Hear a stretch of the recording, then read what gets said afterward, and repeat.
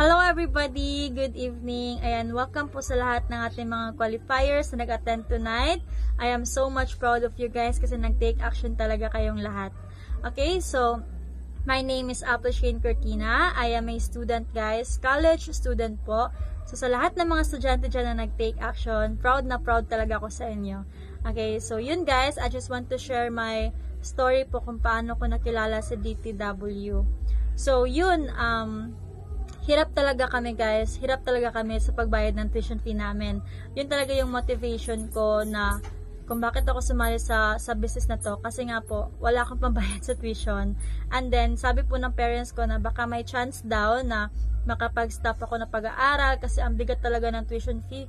Tapos dalawa pa kami ng kapatid ko na nag-aaral college, 'di ba? So, sabi ko naman, ayoko talagang mag-stop kasi nga po, pangarap ko talaga makapagtapos ng pag-aaral. So, yun, nakilala ko sa DTW. Nag-take action talaga ako, guys. Nagpasyal ako ng 500 pesos. Kasi nga po, yun lang talaga yung pera ko that time. And then, hindi ko talaga inakala na yung 500 na yun po yung nagpabago. Yun po yung way, 'di ba? Yun po yung susi kung bakit nagbago po yung buhay ko. Kasi, right after then, 'di ba, nag-partial ako, nag-take action ako, ginawa ko po yung business, inaral ko po siya, nag-attend po ako ng mga trainings, 'di ba? And then, hindi ko talaga inakala na isang estudyante kumita ng 1,000 in just one day. Hindi ko po magagawa yun if hindi po ako nag-take action dito sa DTW. Tapos yun, na-inspire ako kasi first kita ko yun. Na-inspire ako, pinaktis ko ulit yung business, ginawa ko yung business, nakinig ako sa mga mentors ko, lagi ako ma-attend ng mga trainings.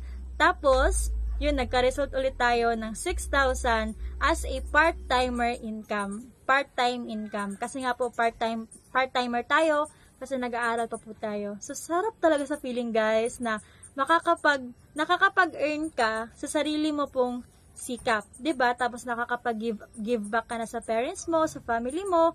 And then yung tuition fee na pinoproblema ko, ako na din po yung nagbabayad. 'Di ba? Like, ang sarap talaga sa feeling na makuha mo yun lahat sa sarili mong sikap.